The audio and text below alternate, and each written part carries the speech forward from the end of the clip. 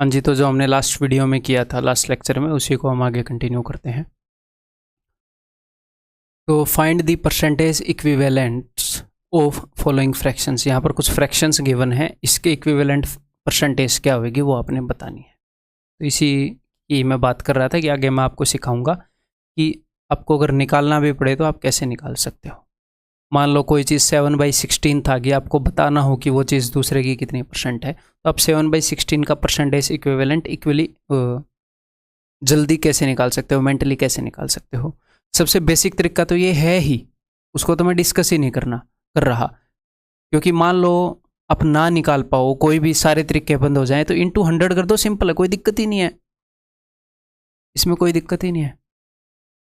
16 चौके 64, 6 बज के, तो 16 थी 48, 12/16 यानी कि 4 ये 12, 4 चौके 16, 43.3/4 या फिर 43.7/5%।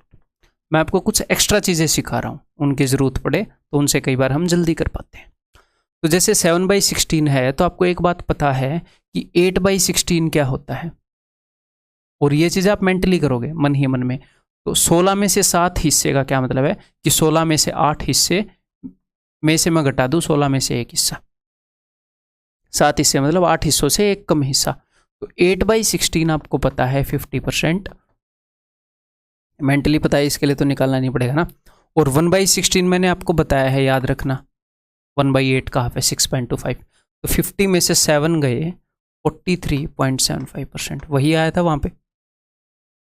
इंटू 100 वाले से थोड़ा सा जल्दी निकल रहा है, तो कई बार जल्दी निकलेगा, तो ये मैं आपको तरीका बता रहा हूँ कि ये भी आपको पता होना चाहिए। इसको करने के कई तरीके हैं, जो भी स्ट्राइक होएगा उस हिसाब से हम कर लेंगे, कोई बड़ी बात नहीं है। जैसे 7/16 है, तो इसको मैं मान लो मैंने ऐसे कर लिया, 8/16 माइनस, और मैं कैसे कर सकता हूँ 6/16 प्लस 1 भी करके देखूँ, ऐसे भी कर सकता हूँ 6/16 प्लस 1/16, तो 6 आउट ऑफ 16 ये क्या होता है 37.5। अब आप बोलोगे सर ये तो बताया नहीं, अरे मैंने मन ही मन में काट लिया, 2 3 6 2/16, 3/8, 3/8 37.5%, और 1/16 दैट इज 6.25, तो 6.25, तो 37 प्लस 6 43.75, 43.75। ठीक है भाई, क्लियर है। तो जो आपको याद हो उस हिसाब से आप इनको तोड़ सकते हो। तो ऐसे ही आप मेरे को 9/16 बताओ, ये तो बहुत ही सिंपल है, 16 में से 8 हिस्से और प्लस एक हिस्सा और, 8/16 is equal to 50% and 1/16 is equal to 6.25%, तो इट इज 56.25%। ये दिख रहा है, ठीक है। 4/15 बताओ, इसको करने को हम ऐसे भी कर सकते हैं, 3 + 1/15। 3/15 क्या होता है, 3/15 होता है 20%, 1/5 हो गया, और 1/15 मैंने आपको याद करने के लिए बोला था 6.66%। 1/15 मैंने आपको बोला, 1/15 को डबल करो एक बार, 1/15 क्या होएगा 2/30, तो 2/30 क्या होता है 2/3 इंटू 1/10, तो ये मैंने आपको ये भी बताया था कि 16.66% का 1/10 है, तो 6.66 है। याद रखने का एक तरीका बता रहा हूँ, इट इज 26.66%। ठीक, इसको और भी तरीकों से हम कर सकते हैं, ऐसी बात नहीं है, आपको मैं परसेंटेज से खेलना सिखा दूंगा। 4/15 है, तो ऐसे भी कर सकते हैं ना कि 4/5 का 1/3, 5 × 15 4 एकम 4, जी हाँ, तो 4/5 तो होता है 80%, 80% का अगर मैं 1/3 निकालूं तो 3 से डिवाइड करना जरा इसको, 26 × 78, 26 2/3%, वही तो मैंने बताया 26.66%। इन चीज़ों को रटने की ज़रूरत नहीं है, आप चीज़ों को सीखते जाओ, समझते जाओ, काम की चीज़ें अपने आप आपके दिमाग में रिटेन रह जाएंगी, हर एक चीज़ की हम प्रैक्टिस करेंगे। नेक्स्ट इज, दिल बैठ गया था, मेरे को लगा कि कहीं रिकॉर्डिंग तो स्टार्ट नहीं की, बटन ना दबाओ, चलो स्टार्ट कर रखिए, अभी तो आप मुझे देख रहे हो। 1/24, तो 1/24 इज इक्वल टू 1/12 का हाफ, है ना। तो मैंने आपको ये तो नहीं बताया 1/24 को आप रट के बैठोगे, रट के नहीं बैठोगे, आपको पता है 1/12 का हाफ है, और 1/12 क्या होता है 8.33, तो 8.33 का हाफ। 1/12 1/6 का हाफ होता है, 1/6 होता है 16.66, उसका हाफ 1/12, ठीक है, तो हो जाएगा 4.16%। ये 8.3333 ऐसे है ये इन्फिनिटी तक, ठीक है। इसका अगर आप हाफ करोगे तो ये आ रहा है 4.16666%, ठीक है। कई बार इसको 4.17% भी बोल देते हैं राउंड ऑफ करके। और कोई तरीका 1/24 को लिखने का? हो सकता है आपके खुराफाती दिमाग में कुछ और भी आया हो, आपने इससे अलग किया हो। डेफिनेटली कुछ बच्चों ने किया हो कि सर 1/4 का 1/3 कर दें, बहुत ही बढ़िया बात है, कोई दिक्कत नहीं है। 1/4 क्या हमें पता है 25% है, 25% का 1/3 कर दो, क्या ही दिक्कत है। ये क्या ना, हाँ 3 8 24 यार, ये अच्छा वही तो मैं कह यार मिस हो गए, तो 4 3 12 ये 24 है, तो 1/4 का 1/6 या 1/6 का 1/4,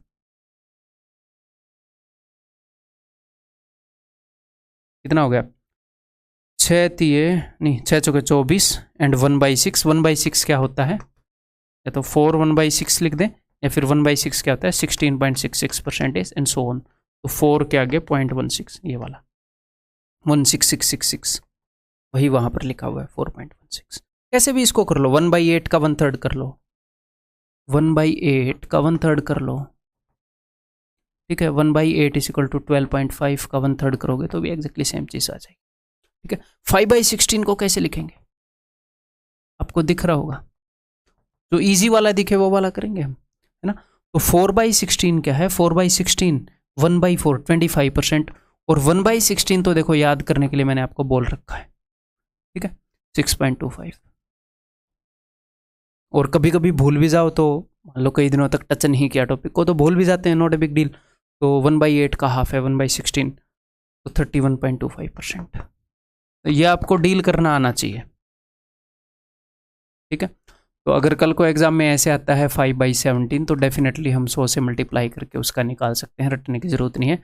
5/16 आता है तो नीचे वाले को हम तोड़ के कर सकते हैं, या ऐसे 4 + 1/16 कर सकते हैं।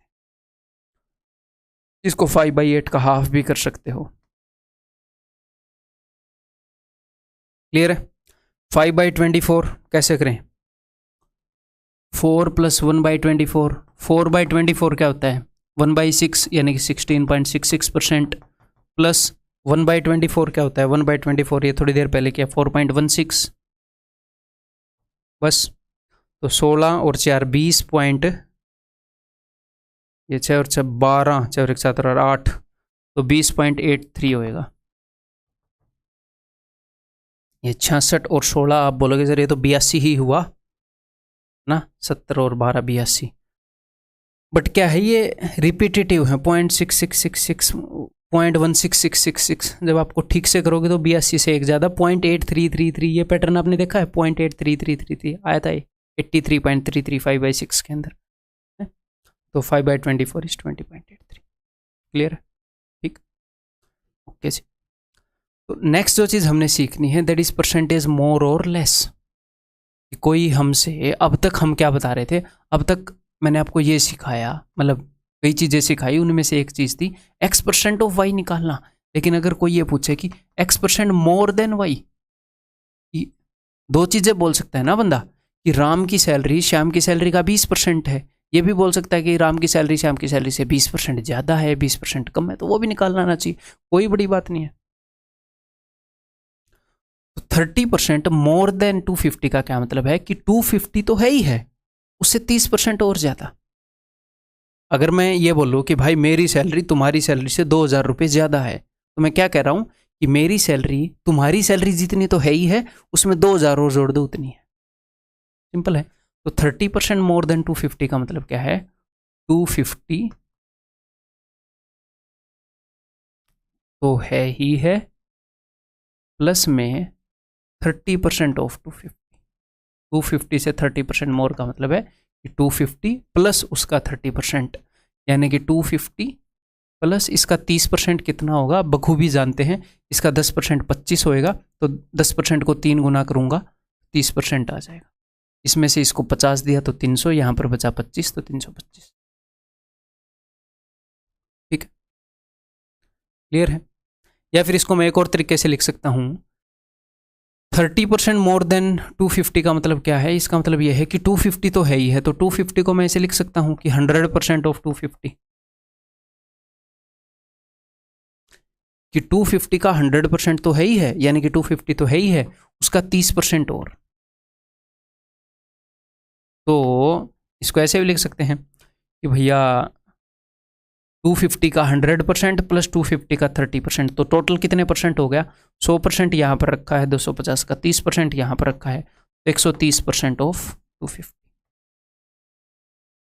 अगर मैं इसको एक और नज़रिए से आपको दिखाऊं तो ऐसे भी देख सकते हैं कि कोई वैल्यू खुद में खुद की 100% होती है।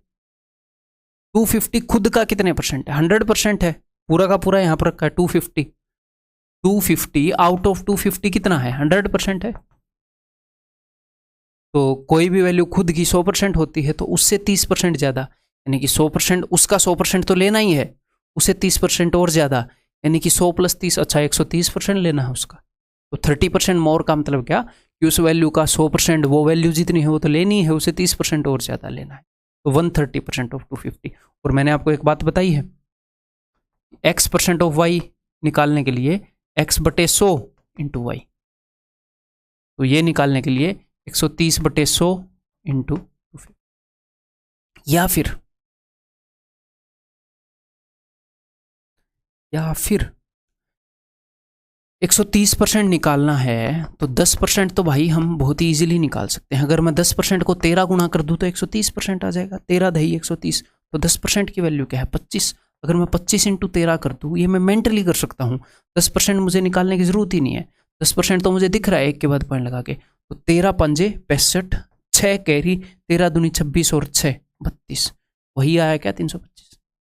जी हाँ, तो 30% मोर की कहानी समझ गए। 30% मोर क्या है? वो नंबर जितना है उतना प्लस 30% ज़्यादा, यानी कि उसका 130% ऐसे ही बोल सकते हैं। ठीक है जी।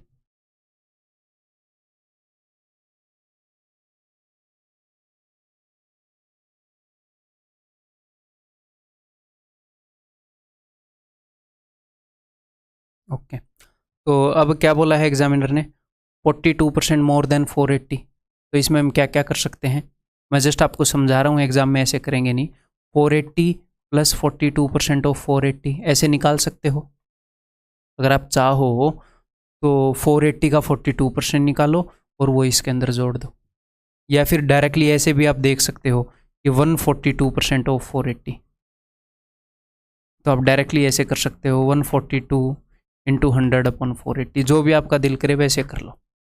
हम कंसेप्ट पर फोकस कर रहे हैं फिलहाल। क्लियर है? जो भी उस वक्त आपको इजी लगे वो आप कर सकते हो, आपको पता सब कुछ होना चाहिए।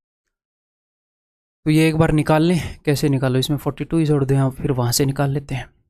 यहाँ से निकालूंगा, दिल नहीं कर रहा मेरा कैलकुलेशन करने का, फिर 25 से भाग करना पड़ेगा, उसको गुणा करना पड़ेगा। नहीं, मैं वहाँ से नहीं निकालूंगा, मेरे को मज़ा नहीं आ रहा।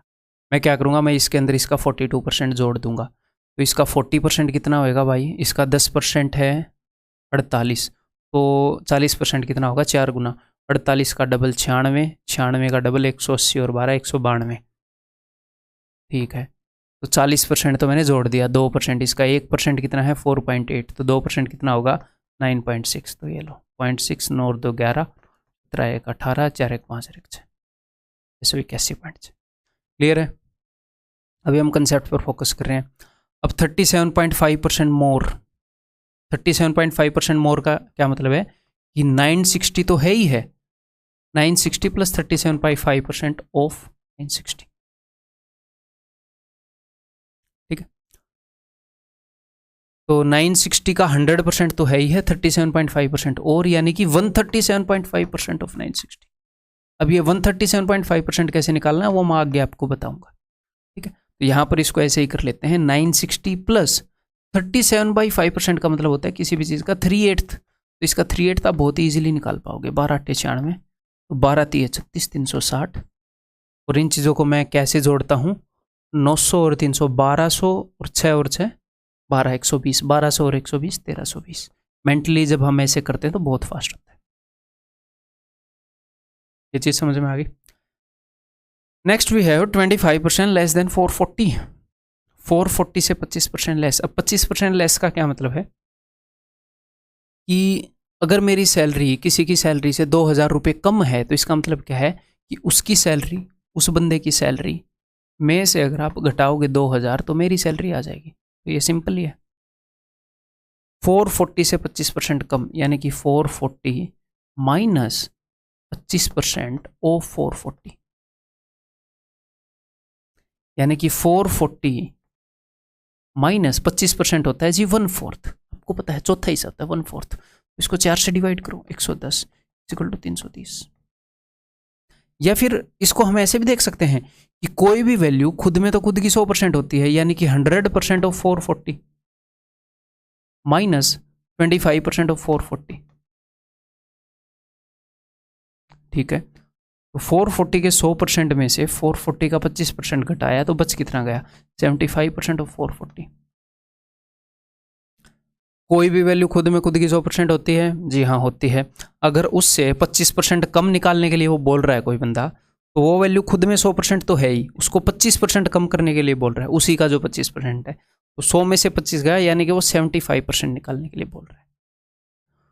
तो 25% लेस देन 440 को आप ऐसे भी लिख सकते हो कि अच्छा 25% कम निकालने के लिए बोल रहा है, यानी कि 75% ऑफ 440। और 75% आपको पता है 3/4 होता है। 110 दिए 330, यही हमने निकाला। क्लियर? तो अगर मैं आपको ये बोल रहा हूं कि भैया किसी चीज से 20% कम निकालो, तो यानी कि मैं उसका 80% निकालने के लिए आपको बोल रहा हूं। ठीक है, अगर मैं आपको बोल रहा हूं कि आपकी तनख्वाह को 30% कम कर देंगे जितनी है उससे, तो 30% कम कर दूंगा तो 70% रह जाएगी, जितनी अब आपकी तनख्वाह उसका 70% ही रह जाएगी। 100 माइनस 30 70। क्लियर है? आगे 16.66% लेस, तो इसका मतलब जितनी है वो उससे 16.66 इज 1/6, उसकी 1/6 ऑफ 216 कम। ठीक है, तो 36 फ्रैक्शंस का लेस और मोर मैं आपको आगे बताऊंगा मल्टीप्लाइंग फैक्टर के अंदर। ठीक है, मैं जानबूझ के नहीं बता रहा। तो भैया 216 में से अब ये 36 है, कई बार मैं कैसे देखता हूँ वो बताता हूँ, आपको मदद मिल जाएगी। कि 216 है, इसमें से मैं 16 घटा देता हूँ, यहाँ पर 20 बच गया, 200 माइनस 20 180। मैंने इसको ऐसे देख लिया 16 प्लस 20। क्यों देखा? क्योंकि यहाँ पर 16 है, तो 16 में से 16 गए, यहाँ पर बच गया 200, 200 में से 20 गए 180। ठीक है, 28.56% लेस, तो 28.56 14 का पहाड़ा है भाई साहब, तो इसका मतलब नीचे पक्का 7 होगा। 14 दूनी 28 है, तो 2/7 होगा। ठीक है, तो इसकी वैल्यू, इसका मतलब हो जाएगा 1120 माइनस 2/7 ऑफ 1120। 1120 माइनस 320, 1100 में से 300 गए 800। क्लियर है? समझ में आ गई? तो फिलहाल इस स्लाइड का पर्पस था आपको सिर्फ ये समझाना, ये वाला। फ्रैक्शन वाले आगे समझाऊंगा और क्लियरली और बेटर यूज बताएंगे फ्रैक्शन वालों का।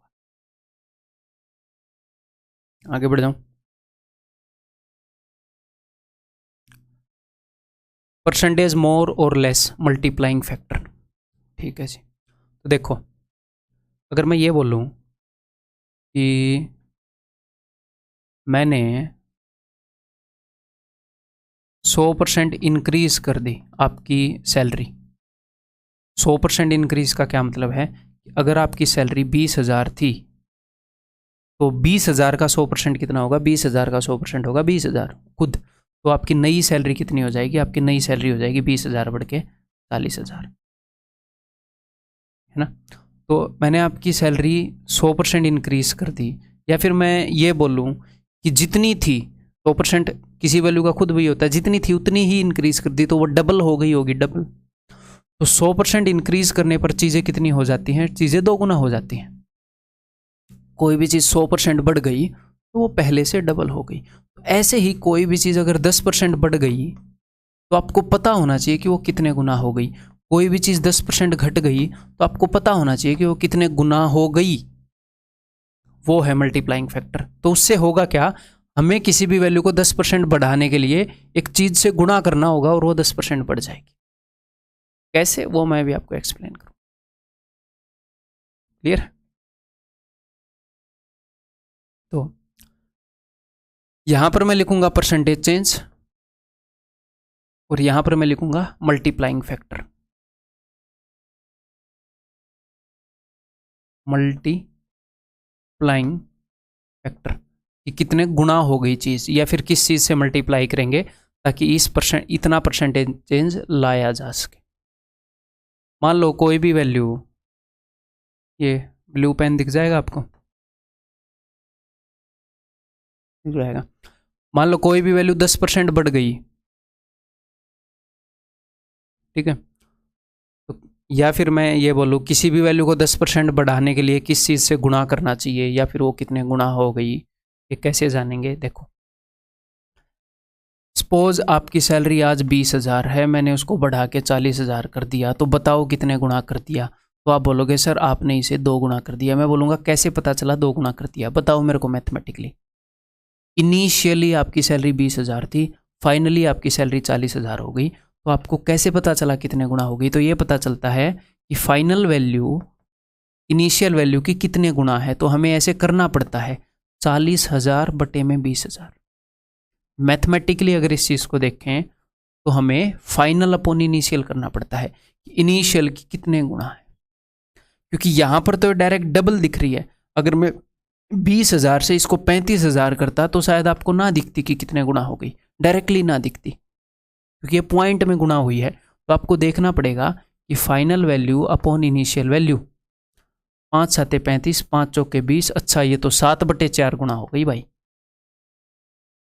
तो करके देख लो 20 को 7/4 गुणा, 4 5 20, 5 7 35 हो गई ना, 20,000 से 35,000। तो कोई भी चीज़ कितने गुणा हो गई कैसे पता चलता है, फाइनल अपॉन इनिशियल। फाइनल ये हो गई, इनिशियली ये थी, तो पहले वाली का कितना गुना हो गया अब वाली वैल्यू।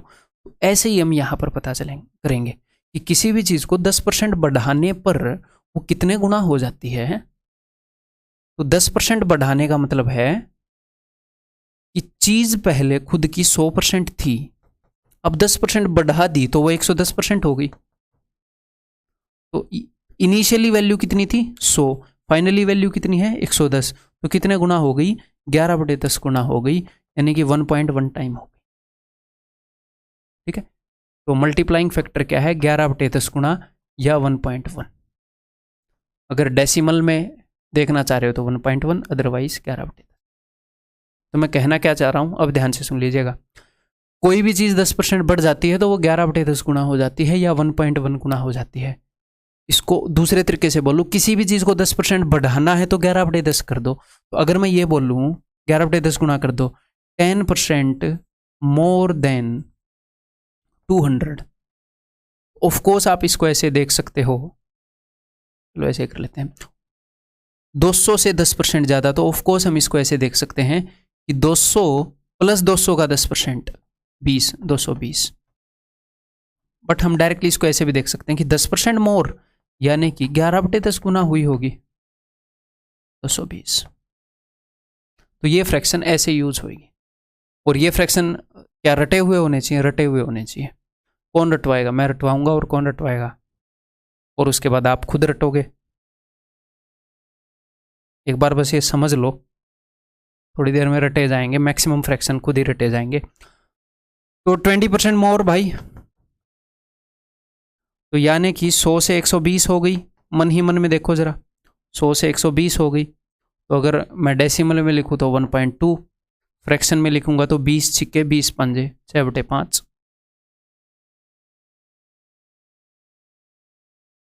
ठीक है, 30% बढ़ने पर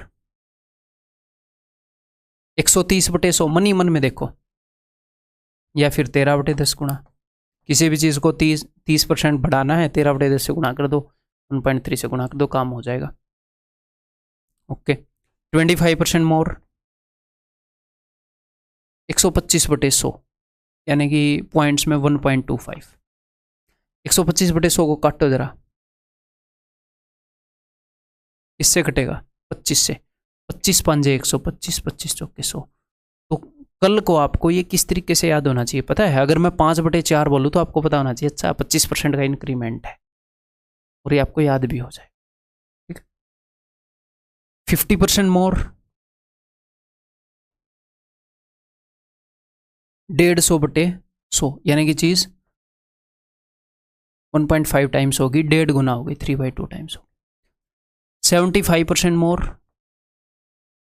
1.75 टाइम्स, या फिर 175/100, 25 से काटो, 25 7 175, 25 चौके 100, 7/4 गुना होगी। क्लियर है? 60% मोर 160/100, 1.6 टाइम्स, या फिर 160/100 20 से कटेगा, 20 8 160, 20 5 100। ठीक है, दिख रहा है? अब मैं इनको इरेज कर रहा हूँ, इनको लिख लो, लिखने चाहिए आपको, आपके नोट्स के अंदर ये होने चाहिए, ये भी एक चीज़ है। मैं इरेज कर रहा हूँ क्योंकि आप वीडियो को पीछे करके भी इनको लिख सकते हैं। ठीक है, देन 100% मोर, बताओ कितने गुना हो गए? यहाँ पर कुछ बच्चे गलत जवाब देते हैं। तो यार पहले 100% थी, अब 100% ज़्यादा होकर 200% होगी ना भाई, 200/100 तो 2 गुना हो गई। थोड़ी देर पहले बताया था कि 2 गुना हो जाती है, तो ये फ्रैक्शन में लिख लो या डेसिमल में लिख लो, एक ही बात है। ठीक है, 2 गुना हो गई। 125% मोर, यानी कि चीज़ पहले 100 थी, 125% ज़्यादा, यानी कि 100 में 125 जोड़ोगे 225 हो गई आज के दिन, तो 2.25 टाइम्स हो गई। 100 से 225 हो गई 2.25 टाइम्स, या फिर 25 से काटो, 25 में 225, 25 चौके 100, 9/4 हो गई चीज़ आज के दिन।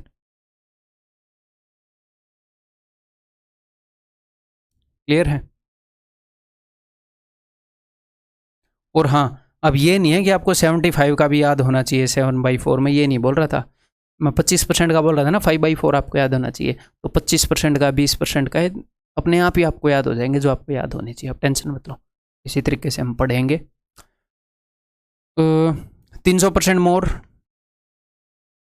तो 100 से 300 ज़्यादा हो गया, यानी कि 100 से 400 हो गया, 4 गुना हो गई चीज़ें। ठीक है, 4000% मोर, इसलिए बता रहा हूँ क्योंकि आती हैं, फिर आप बैफल हो जाते हो, कंफ्यूज हो जाते हो। 100 से 100 के अंदर अब 4000 जोड़ो, तो 100 और 4000 हो जाएगा 4100, 41 गुना हो गई चीज़। कितनी हो गई? 41 गुना, 100 से 4100। क्लियर है? तो परसेंटेज मोर में मार नहीं खाओगे। Will you not eat the beating in percentage मोर। अब हम डील करते हैं परसेंटेज लेस से।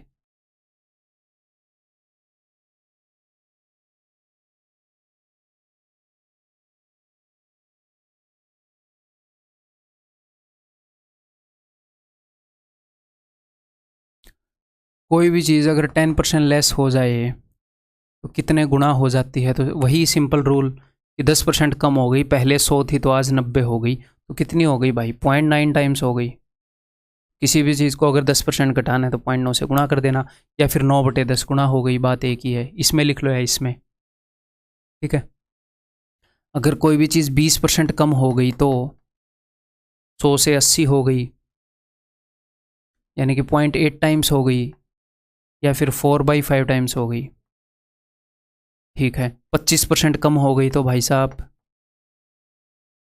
तो कितनी हो गई? 75/100, यानी कि 0.75 टाइम्स हो गई, या फिर 3/4 हो गई। ठीक है, अगर 50% लेस हो गई तो कोई चीज़, तो 50/100 आधी ही रह गई, 0.5 हो गई, या फिर आधी हो गई। ठीक है, अगर 65% कम हो गई तो 35% रहेगी ना, 65% कम हो गई, 100 में से 65 गए 35, तो 0.35। और एक और चीज़ छोटी सी हटा गया है कि 100 में से चीज़ों को घटाना सीख लो। ठीक है, 100 माइनस 65 35, ये एक बार प्रैक्टिस करो, 5-6 दिन प्रैक्टिस करोगे, 15-20 सवाल करो, 100 माइनस 32, 100 माइनस 68, तो आपको ये पता लग जाएगा कि 30 वाली लाइन को घटाते हैं तो 60 वाली आती है, ऐसे आपकी अंडरस्टैंडिंग बन जाएगी। 4-5 दिन ऐसे करके देख लो। 100 माइनस 63, तो जब भी यहाँ पर 6 आएगा आपको पता है कि 3 वाली लाइन आएगी, आपकी अंडरस्टैंडिंग बन जाएगी। क्योंकि 100 से कई बार घटाना पड़ेगा, बार बार घटाना पड़ेगा। परसेंटेज 100 के बेस पे ही होती है अपनी धरती पे, तो फिर 100 से ही घटाना पड़ेगा। तो 35/100 यानी कि 7/5 से काट रहा हूँ 20, 7/20 35/100। ठीक है, अगर 90% लेस हो जाए तो 0.1 टाइम्स, 100 से 90 कम हो गई यानी कि 100 में से 10 रह गई तो 1/10। अगर 100% लेस हो जाए तो 0, चीज़ खत्म हो गई। आपने 100% केक खा लिया तो यानी कि सारा ही खा लिया। अगर 110% लेस हो जाए तो नॉट पॉसिबल। 110% कम कोई चीज़ हो ही नहीं सकती। हो सकती है क्या? आप ऐसा कर सकते हो कि 1 किलो के केक में से 2 किलो खा गए, ऐसा तो नहीं कर सकते ना कि 1 किलो का केक था उसमें से 1200 ग्राम में खा गया, उसमें से 3 किलो में खा गया। अगर ऐसा हो सकता होता तो मैं 1 किलो आटा रखता, उसमें से दुनिया भर को बांट देता, उसमें से मैं 1000 किलो बांट देता, मामला ही खत्म हो जाता। 100 रुपये में से ही मैं इतने रुपए बांट देता दुनिया। तो कोई भी चीज़ 100% से ज़्यादा खत्म नहीं हो सकती, 100% से ज़्यादा कम नहीं हो सकती। 100% कम हो गया यानी कि खत्म हो गई। ठीक है, तो 110% कम नहीं होगी, 100% कम हो गई यानी कि सारी खत्म हो गई, वो 0 गुना हो गई, वो 0 रह गई। ठीक है, क्लियर है? क्लियर कहाँ है? लिखा हुआ तो इतना, मैं ये पूछ रहा था बोर्ड क्लियर है कि नहीं। हाँ भर रहे होंगे कई लोग, क्वेश्चन तो पूरा पढ़ते नहीं है।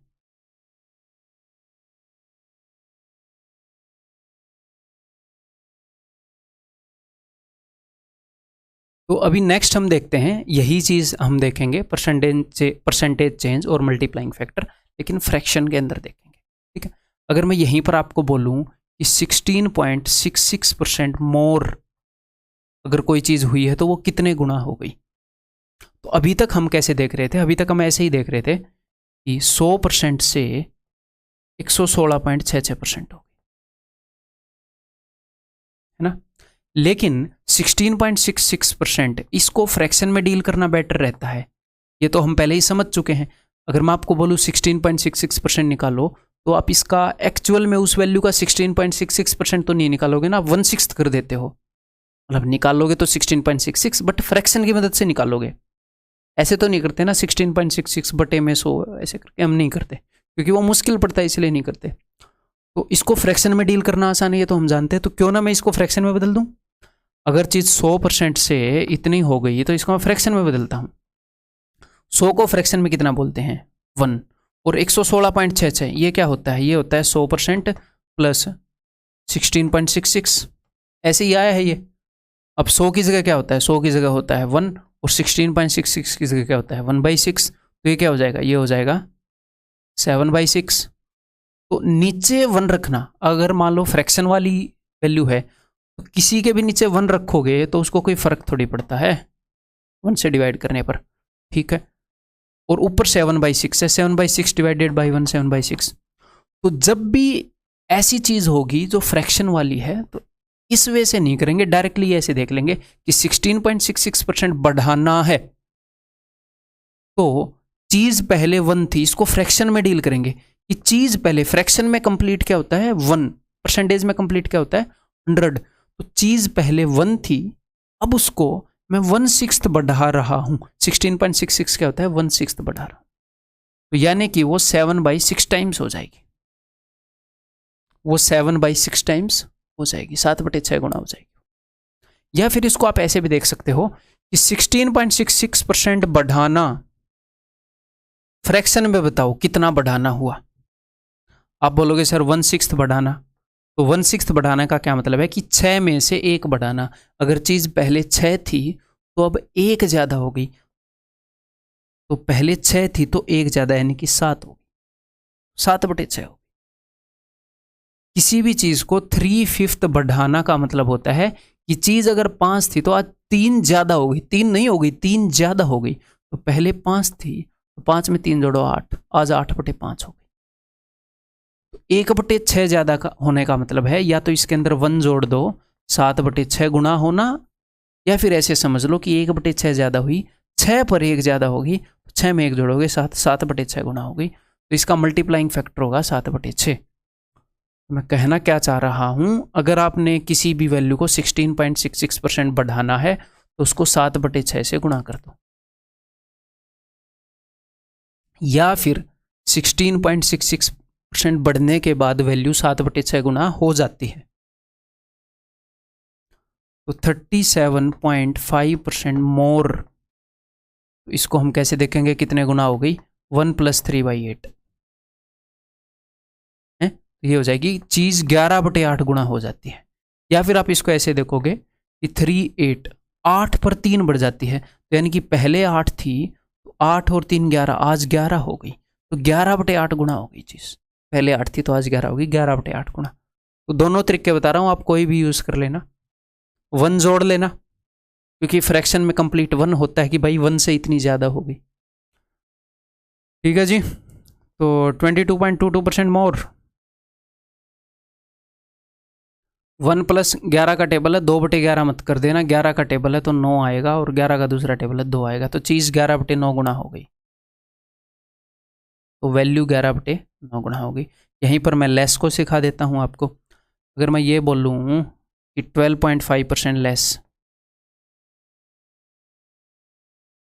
तो इसका क्या मतलब है, 12.5% लेस का 1/8 लेस। तो चीज़ अगर पहले 1 थी तो 1/8 कम हो गई, 7/8 रह गई, 7/8 गुना रह गई भाई साहब। 1 में से घटा दो, मोर हो तो 1 में जोड़ दो फ्रैक्शन को, कम हो तो 1 में से घटा दो, ठीक है। अदरवाइज ऐसे भी देख सकते हो, 1/8 कम हो गई कि 8 में से 1 कम हो गई, तो 8 में से 1 कम 7, 7/8।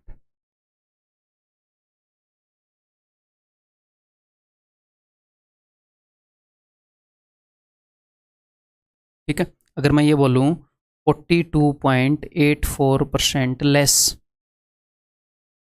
और एक और बात, जब भी आप 1 के अंदर किसी भी चीज को जोड़ते हो,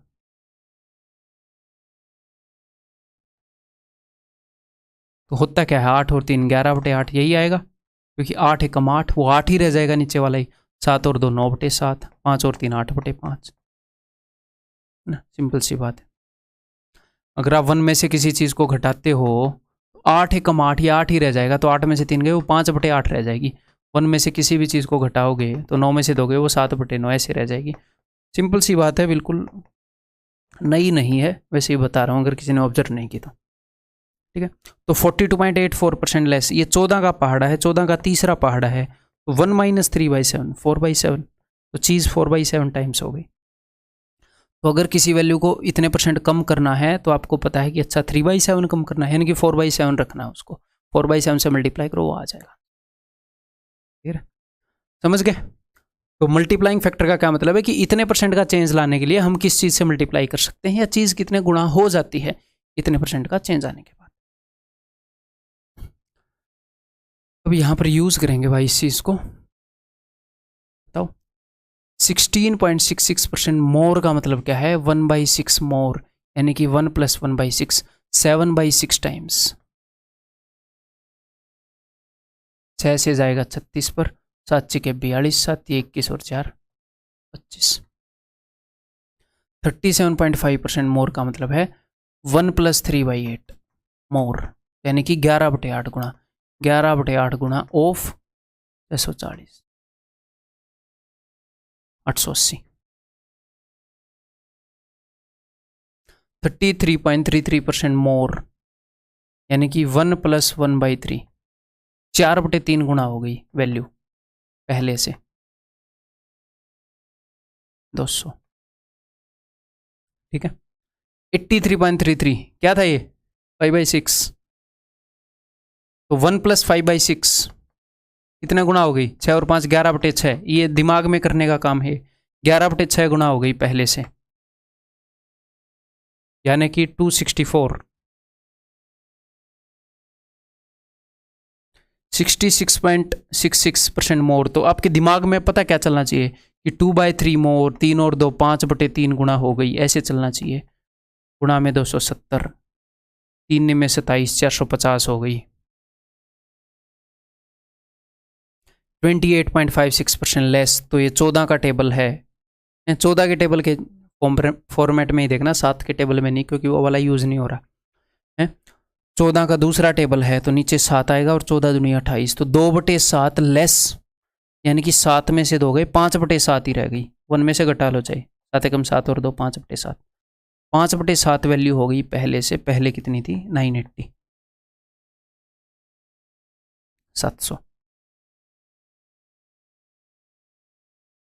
87.5% लेस, तो 87.5 क्या है? 7/8। 7/8 घटाना है 1 में से। 1/8 मत घटा देना, 7/8 घटाना है। 1 माइनस 7/8, 1/8 ही रह गई, तो 1/8 तो 1280।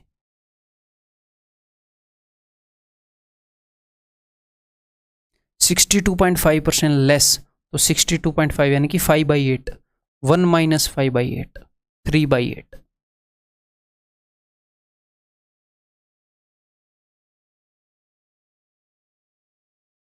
%44.44% लेस।